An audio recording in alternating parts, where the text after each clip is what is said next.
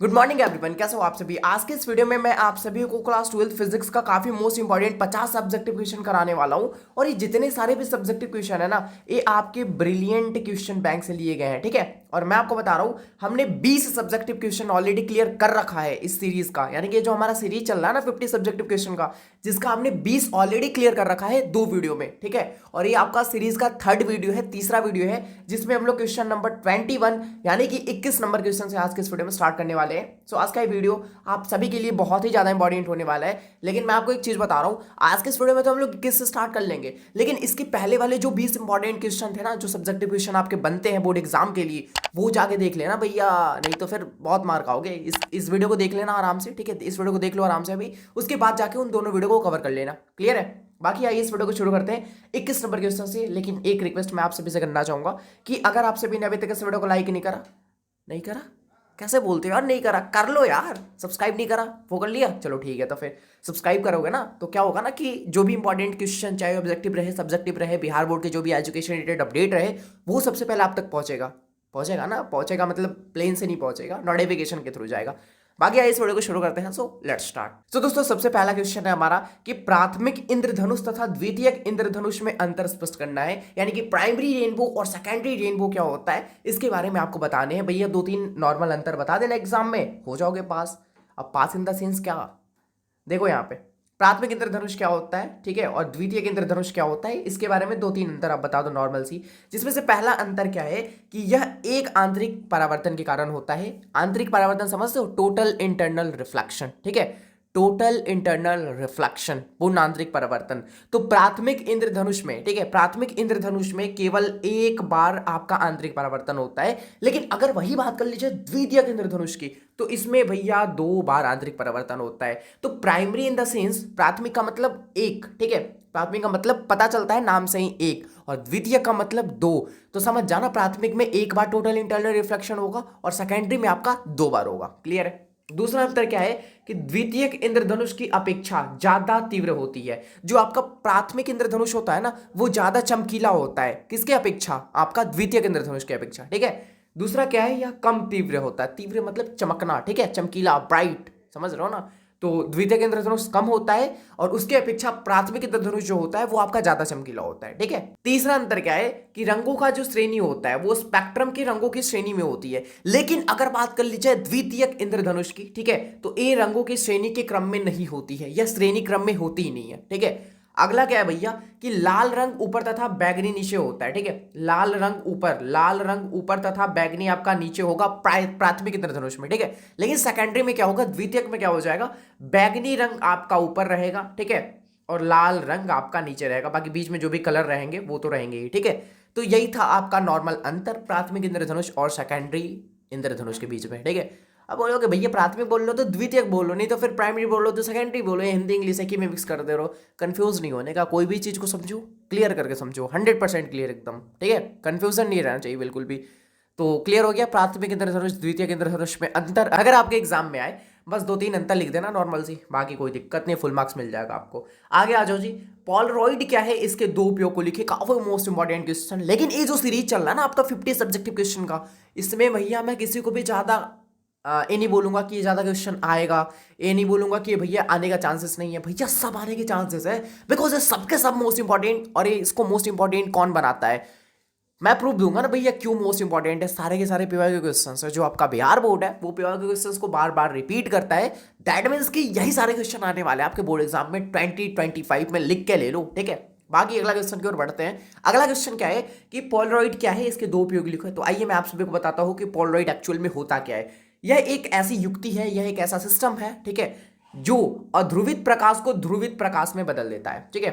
अगर हम बात करें पोलरॉइड की, तो इसके थ्रू हम लोग अध्रुवित प्रकाश को ध्रुवित प्रकाश में बदल सकते हैं, ठीक है, अध्रुवित को ध्रुवित प्रकाश में बदल सकते हैं, ओके। अगर बात करी जाए उपयोग की, क्योंकि यहाँ पे देख रहा हो ना उपयोग भी पूछ रहा है, तो आइए इसको उपयोग को देख लेते हैं कि पोलरॉइड का उपयोग कहाँ कहाँ होता है। तो जो आपका धूप वाला चश्मा होता है ना, उसमें पोलरॉइड का यूज होता है, ठीक है। दूसरा क्या है कि फोटोग्राफी कैमरा में आपका यूज होता है पोलरॉइड का। अगर इससे पहले आपको नहीं पता था ना, अब पता हुआ ना, किसके थ्रू पता हुआ, मेरे थ्रू, ठीक है, यानी कि फिजिक्स वाले भैया के थ्रू ना। सब्सक्राइब कर लो भैया, सब्सक्राइब तो बनता है इसी नाम पे, और इसे बहुत बड़ा बिहार का एजुकेशनल प्लेटफॉर्म बिल्ड करना अभी, ठीक है। तो इसमें आप सभी के सपोर्ट की मुझे बहुत बहुत बहुत ज़्यादा नीड है। सो आइए आगे बढ़ते हैं हम लोग। अगला क्वेश्चन है आप सभी के सामने 23 नंबर कि विद्युत चुंबकीय तरंग के 2 गुण लिखे, यानी कि इलेक्ट्रोमैग्नेटिक वेव के 2 गुण लिखे, ठीक है। मैं बता रहा हूँ 2 गुण कौन कौन से हैं। विद्युत चुंबकीय तरंग एक अनुप्रस्थ तरंग होता है, इसे नोट करके रख लो भैया, ये वीवीआई है आप सभी के लिए ऑब्जेक्टिव के लिए, ठीक है। ऑब्जेक्टिव में पूछता है कि जो आपका विद्युत चुंबकीय तरंग होता है, जो आपका इलेक्ट्रोमैग्नेटिक वेव होता है, वो होता क्या है, अनुप्रस्थ होता है, अनुदैर्घ्य होता है, दोनों होता है, इनमें से कोई। ऑब्जेक्टिव में आता है क्वेश्चन, बहुत बार क्वेश्चन बिहार बोर्ड ने रिपीट करा है। याद रखना कि जो आपका विद्युत चुंबकीय तरंग होता है वो आपका एक अनुप्रस्थ तरंग होता है, ठीक है। और एक चीज मैं आपको और बता दूं, दूसरा गुण क्या है कि इसको चलने के लिए माध्यम की आवश्यकता नहीं पड़ती है, यानी कि जो आपका इलेक्ट्रोमैग्नेटिक वेव है, इसको चलने के लिए, इसको गति करने के लिए, इसको मोशन करने के लिए किसी भी मीडियम की आवश्यकता नहीं होती है, ठीक है। बहुत सारे ऐसे होते हैं, बहुत सारे ऐसे वेव होते हैं जिनको चलने के लिए निर्वात की आवश्यकता पड़ती है, हवा की आवश्यकता पड़ती है, जल की आवश्यकता पड़ती है, या फिर जो भी आपके मीडियम से मीडियम की आवश्यकता पड़ती है, लाइक, ठीक है। लेकिन जो आपका इलेक्ट्रोमैग्नेटिक वेव है, इसको चलने के लिए किसी भी मीडियम की आवश्यकता नहीं पड़ती है, रिक्वायरमेंट कुछ भी नहीं है कि हमें भैया एयर से होकर गुजारोगे तभी मैं गुजरूंगा, मुझे अगर तुम वैक्यूम से होकर गुजारोगे मैं तभी गुजरूंगा, ऐसा कुछ नहीं है। इसको चलने के लिए माध्यम की आवश्यकता पड़ती ही नहीं है, ठीक है। अगला क्वेश्चन है आप सभी के सामने 24 नंबर की भंवर धाराएं क्या है, ठीक है। मैं बोला ना भैया, मैं ये नहीं बोलूंगा कि क्वेश्चन आपके लिए ज्यादा इंपॉर्टेंट है, क्वेश्चन कम इंपॉर्टेंट है, आपके लिए सारे के सारे इंपॉर्टेंट है। ध्यान देना, किसी को भी इग्नोर मत करना, किसी को भी इग्नोर मत करना। हाँ भाई, गर्लफ्रेंड की चैट को इग्नोर कर सकते हो, बॉयफ्रेंड की चैट को इग्नोर कर सकते हो, लेकिन भैया इसे इग्नोर मत करना, समझ रहे हो क्या दिक्कत है। आ जाओ, भंवर धारा क्या है, ध्यान से समझना भंवर धारा क्या होता है। अगर मैं क्या करता हूं कि परिवर्तनशील चुंबकीय क्षेत्र, चुंबकीय क्षेत्र को किस चीज से डिनोट करते हैं भैया, कोई बताएगा मुझे। बी, बहुत बढ़िया। तो चुंबकीय क्षेत्र को हम लोग बी से डिनोट करते हैं, बी वेक्टर लगा दिया, बिकॉज एक आपका वेक्टर क्वांटिटी होता है। तो देखो, जब किसी चालक को परिवर्तनशील चुंबकीय क्षेत्र में रखते हैं, यहां पे क्या कर लो, यहां पे तुम एक चालक को रख दो, ठीक है। ये आपका मान लो चुंबकीय क्षेत्र है, परिवर्तनशील चुंबकीय क्षेत्र है, और इसके बीच में मैं क्या कर रहा हूं, एक चालक को रखता हूं, ठीक है। अगर हम क्या करते हैं, अगर परिवर्तनशील चुंबकीय क्षेत्र में अगर हम कोई चालक को रखते हैं तो उसमें एक धारा प्रेरित हो जाती है, इसमें एक धारा प्रेरित हो जाएगी जो कि आपका भंवर धारा कहलाती है, जो कि आपका भंवर धारा कहलाती है। क्लियर है भंवर धारा क्या होती है। आगे आ जाओ, इसके कुछ उपयोग भी होते हैं, जैसे कि लाइक एग्जाम में पूछ सकता है कि भंवर धारा क्या है, इसके 2 उपयोग लिखे। तो भंवर धारा के उपयोग मैं बता रहा हूँ। पहला तुम्हारा जो आपका रेल इंजन होता है ना, उसके चुंबकीय जो चुंबक ब्रेक होता है, चुंबकीय ब्रेक होता है, ठीक है, रेल में, उसमें हम लोग भंवर धारा का यूज करते हैं, ठीक है। बाकी और भी बहुत उपयोग है, आप देख लेना एक बार। विद्युत अनुनाद को समझाइए, ठीक है, विद्युत अनुनाद को समझाइए। विद्युत अनुनाद होता क्या है।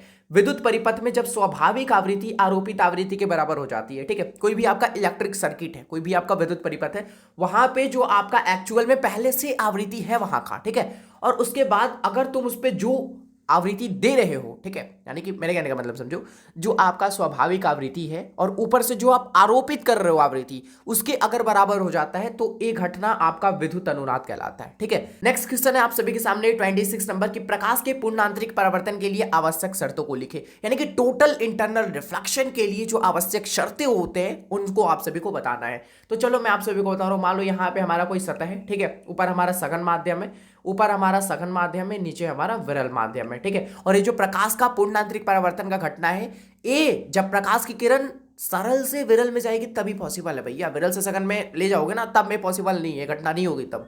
याद रखना, सघन से विरल में जानी चाहिए, ठीक है। तो आओ मैं आप सभी को बताता हूँ, ऊपर है सघन, नीचे है विरल। अब मान लो यहां से मैं क्या कर रहा हूं, मैं कलर चेंज कर लूं ना ताकि आप सभी को क्लियर दिख सके, ठीक है। तो यहां पे क्या कर रहा हूं, अगर मैं प्रकाश को आपतित कराता हूं, ठीक है, मान लो यहां पे कोई आपकी आपतित किरण है, यहां पे मैं प्रकाश को आपतित करा रहा हूं, और उसके बाद क्रांतिक कोण क्या होता है ना कि इसी सतह से वापस लौट आता है, जिसके कारण ये एक समकोण बना लेता है जो कि आपका क्रांतिक कोण कहलाता है, ठीक है। लेकिन आपको क्रांतिक कोण से बड़े कोण पर आपतित कराना है, क्रांतिक कोण से भी बड़े कोण पर आपतित कराना है, जिससे कि ये दूसरे मीडियम में ना जाकर पुनः इसी मीडियम में वापस लौट आए। That is called total internal reflection, यानी कि पूर्ण आंतरिक परावर्तन। तो यहां पे कंडीशन आपको खुद ब खुद समझ में आ गया होगा। पहला कंडीशन क्या है कि आपतन कोण जो होना चाहिए वो क्रांतिक कोण से बड़ा होना चाहिए, यानी कि जो तुम प्रकाश आपतित करा रहे हो ना, एक क्रांतिक कोण से बड़े कोण पर आपतित होना चाहिए, ठीक है। दूसरा क्या है कि जो प्रकाश की किरण है वो सघन माध्यम से विरल माध्यम में जाना चाहिए। आप देख रहे हो ना, सघन से विरल में जा रहा है, यही चीज मैंने आपको पहले ही बता दिया था, इसलिए ठीक है। आगे आ जाओ, 27 नंबर क्वेश्चन क्या है कि इलेक्ट्रिक फ्लक्स का डिफिनेशन एवं उसका एसआई मात्रक लिखे, यानी कि चुंबकीय फ्लक्स को परिभाषित करे और साथ में उसका एसआई मात्रक लिखे। तो आइए हम लोग समझते हैं कि चुंबकीय फ्लक्स होता क्या है। तो किसी भी सतह से होकर, ठीक है, किसी भी सतह से होकर गुजरने वाली कुल चुंबकीय क्षेत्र रेखाएं की जो संख्या होगी वही आपका चुंबकीय फ्लक्स कहलाएगा। और अगर बात करी जाए इसका एसआई मात्रक की तो वो आपका होता है वेबर। ये आपसे ऑब्जेक्टिव में बहुत बार क्वेश्चन पूछा गया है, ठीक है, ये आपसे ऑब्जेक्टिव में बहुत बार क्वेश्चन पूछा गया है कि चुंबकीय फ्लक्स का मात्रक क्या होता है। याद रखना, चुंबकीय फ्लक्स का मात्रक आपका वेबर होता है। लेकिन अगर मैं आप सभी से पूछ लूं कि विद्युतीय फ्लक्स का मात्रक क्या होता है, ठीक है, विद्युत फ्लक्स का मात्रक क्या होता है, तो इसका होता है वोल्ट इंटू मीटर, ठीक है, वोल्ट इंटू मीटर। आ जाओ एसआई मात्रक मैं आप सभी से पूछ रहा हूं। अगर वोल्ट अपॉन मीटर है, एक इस चीज का मात्रक है, विद्युत क्षेत्र का मात्रक है, ठीक है, इलेक्ट्रिक फील्ड का मात्रक है, ठीक है। हेनरी किस चीज का मात्रक होता है जी, हेनरी किस चीज का मात्रक होता है, ये आपका याद रखना प्रेरकत्व, ठीक है, प्रेरकत्व, स्वप्रेरकत्व, अन्योन प्रेरकत्व, सबका मात्रक आपका होता है हेनरी।